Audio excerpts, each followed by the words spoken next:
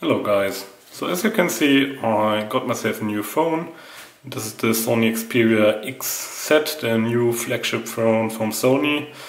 And actually I had a Z1, or I still have a Z1 previously, but I have been changing the battery quite bad lately, so the battery is kind of breaking down there, so we have to exchange the battery. And I thought, yeah, maybe I pick up a new phone, and then I saw that my service provider gave me an okay deal on the actual phone, and so this is actually a thing where we might put in some time and speak about it on YouTube.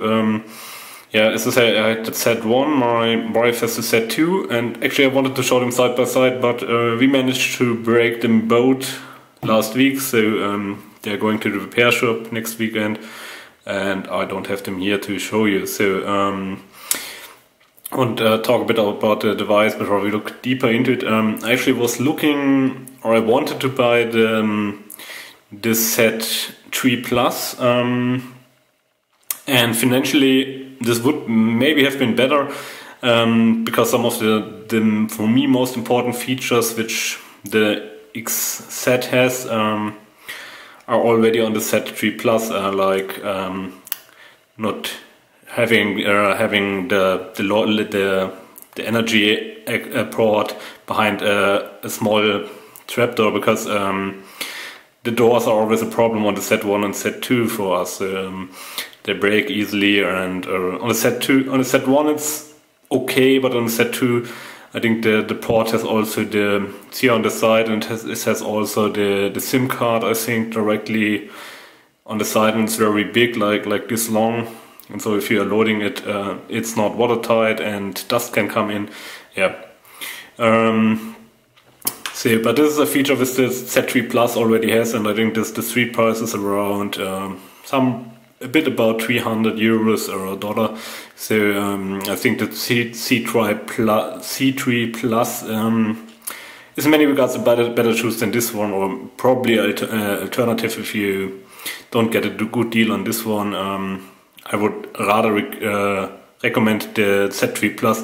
The Z1 has the problem that it didn't get the Android 6 update. So and between Android 5 and 6, the Android 6 handles the memory card much better than the Android 5. So and the Z1 has only 16 gigabytes of main memory. So the Z2 of my wife has the Android 6 update already, and it's really helping a lot with memory issues, because with 16 gigabytes of main memory, this is just a bit few. It's a bit too.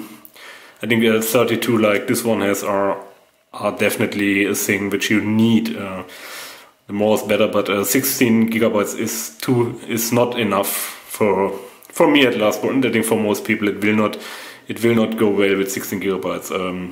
Yeah, as I said, a memory chip you can upgrade to 256 gigabytes. I attached a 200 gigabytes card, because memory card here, because this was the only one which was available, and actually the 56 gigabytes extra I don't think I will need them. And for the Z1 I think the maximum was 64, and for the Z2 128 gigabytes or something like this.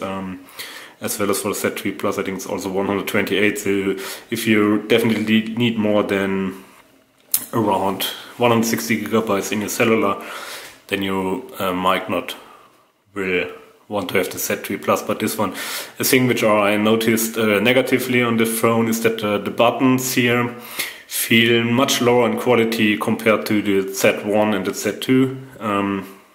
Especially here they have a round button there, which will not work with the print detector unlock, but the buttons on the Z1 and Z2 are just really nice buttons, and they're really good made. And here they feel a bit cheap and plasticky. So yeah, this was a bit of a downer for me, that the buttons are not as nice as an older phone. If you have them in the hand compared, this one is a bit handier than the Z1. It's a bit lighter, and you notice the difference, but it's not it's not that big of a deal, but it's noticeable. And the good thing is that they don't have a glass back. I don't think glass backs are a particularly good choice on smartphones. You already have a front which breaks down like every 5 minutes, and then at the same thing on the back side. It's not really, it's looking nice, but it's not really a great design choice. There's actually some kind of new metal. It feels a bit rubbery, but I think it helps a lot that this phone it does not slip as well from your hand. But actually, as I said, I don't care too much, because every sensible person should put their phone into some kind of protector cap. I'm using this one here, which was really cheap because there's so many around and so few in the stores here in Germany, that I just got the cheapest one, which looked half price, was very reasonable, and yeah, works well, but but it's nothing special. Also, something I noticed, there's like here on the edge, it's a bit curved, so yeah, it's feeling nice in the hand, but as I said, reasonable person puts in something like this and then they feel all the same. So yeah, if you have enough money and you don't care if your phone breaks, you can really put it importance to this. But I think for most reasonable people, getting something like this is mandatory on any smartphone, no matter who built it. Maybe there's some around which are not back. I think this would be the biggest improvement in smartphone technology if they brought some phone out which is near unbreakable for a normal person. So I think all the other stuff what they're doing at the moment does not improve our life so much. Yeah, so as I said, yeah, I would recommend for the price, I would recommend the Z3 Plus. I'm satisfied with the phone itself, but I think for the full price, I would not go to buy it for the full price. So if you get a good deal with your service provider, or you have to pick up a new phone, kind of like I had, it's not a bad choice. But I personally would wait for the next generation, because there are two issues with it. The camera is really excellent, and I think that's the point where they're mostly selling it.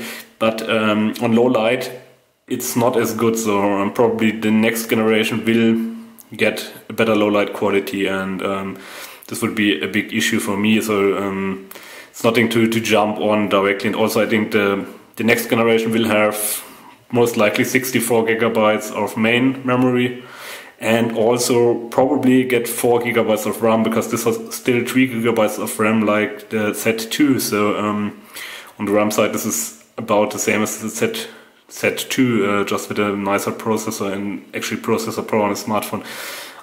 I don't think that you notice it also, too much. And battery life, I was quite disappointed with the battery life. Was way worse than the Z1, but I installed all my apps from the Z1 here, so probably says more about about my apps. That I guess maybe the Z1 did not get worse, but probably my apps gave it a problem. So, and let's talk a bit about let's launch the device. Also, it has a full HD display. Some phones on the market have a higher resolution displays. For most applications, this is not really that important. It's probably if you want to use it as some kind for virtual goggles or virtual reality stuff, it could be better to go for another phone if this is something where you're particularly interested, or this is really a use case for you. But I haven't cared too much about it till now. So I think this display is really nice. For in my opinion, I really like it. Sadly, I don't have the Z1 beside. I don't think they changed too much on the displays, but they're quite nice, and I really like them. They work well on if you have high light level, if it's very bright outside, they still work. Yeah, so it's a really nice display. Yeah, let's show you the camera. They have an external camera button here. If you press it, then the camera launches, and there's no motive at the moment.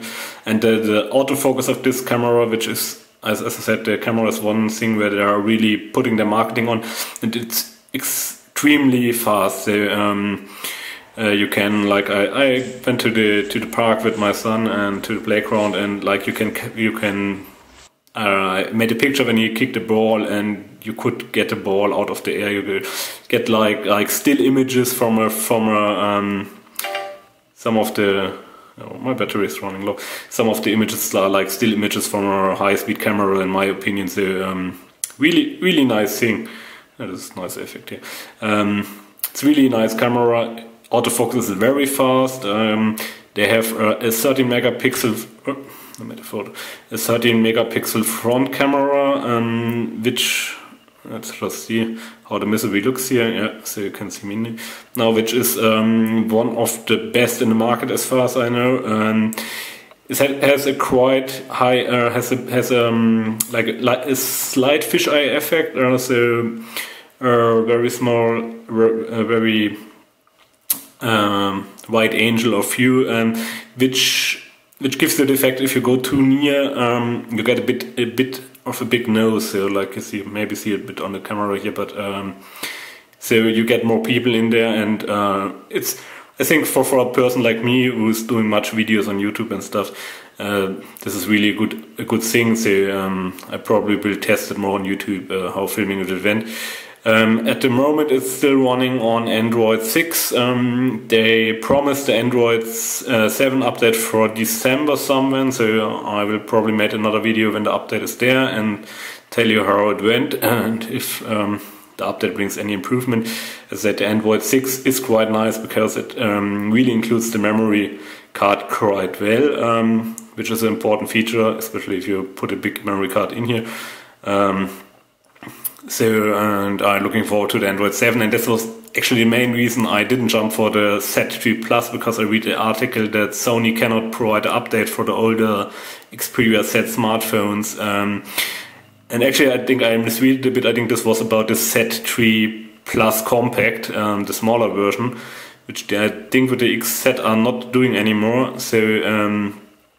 So I was in the impression that the Z3 Plus wouldn't get the Android 7 update, and I was thinking like, if I get a new phone, I would rather have a version which I can take into the future without any big issues. But the camera is quite excellent. Also a thing which was noticed, that the protection glass here is much harder than on the previous models. I think the previous models maybe getting scratched quite easy, and maybe this is the issue by my photos with the Z1 are not as good as they used to be.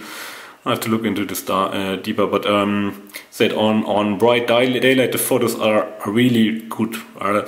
My first impression was like, oh, for what do I still need a DSLR or something like this? If I have a phone like this, there's no reason besides having exchangeable lenses on my camera. So this was the first impression. Then I went and took some night shots, and yeah, night shots are not as good. And so if you usually have a lot of pictures with motion in it, this is definitely one of the first picks for you. But if you more guy or more person where you have challenging light, where you have to make much photos in low light, bad light, night, it's maybe not the best thing, or probably better to wait for the next version. Also, there is a dual SIM version of this, which has, instead of 32 gigabytes of memory, has 64 gigabytes. So if you get it for the same price, I would jump for the dual SIM version. Dual SIM stuff is not as big in Europe as it is in other countries. So most times you don't get the dual SIM version here. But for the same price, or if it's only a slight premium on the dual SIM, I would recommend to get this dual SIM version because of the extended memory. Because as I said, in the Android 6 is way better with the memory chip, but some apps still have problems, like you cannot use the widgets if you have you cannot use the widgets of the apps if you have the app on your memory stick, and actually on on the Android 6 is not so easy to manage, or where your app is going. So it can be quite easily happen that you transfer to a memory chip, and I don't have any idea how to get it back into the main memory. So yeah, it's the issue with the Android 6, I think.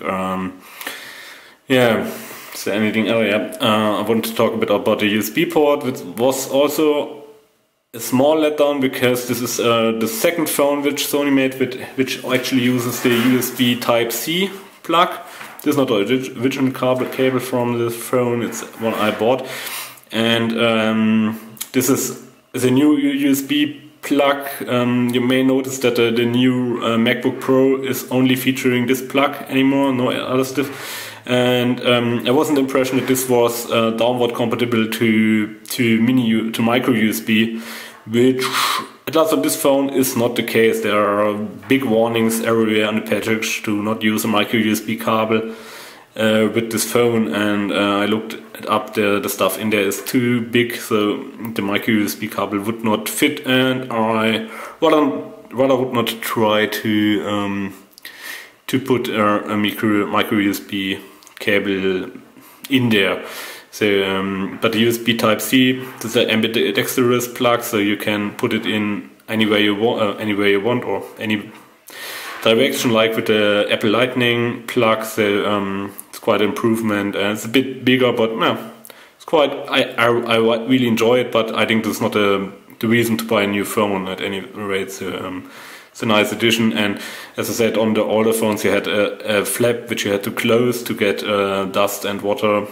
Get it dust and waterproof, and this is really bad design. So it's a really big improvement that I now can charge my phone without having to care about the plug. Yeah, and I will show you now the memory chip here. It's also nicer done here as in the previous phones. Some people complained that it goes down, so you have a single part here where you.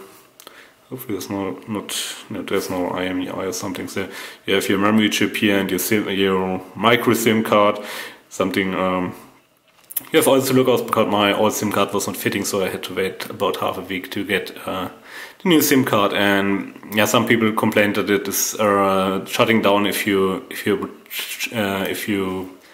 take out the SIM and memory card. But for me, this is not a big issue, because I normally don't tinker there at any time. So yeah, overall I can recommend this phone, but I really would say, either if you need a phone fast and you don't want to spend too much money, get the C3 Plus, or maybe the Z5 or something less expensive if you get a good deal. If you get a good deal on this phone and you really need a new phone fast, it's not a bad choice, but I really would say you will get more satisfied with the next version, hopefully. Yeah.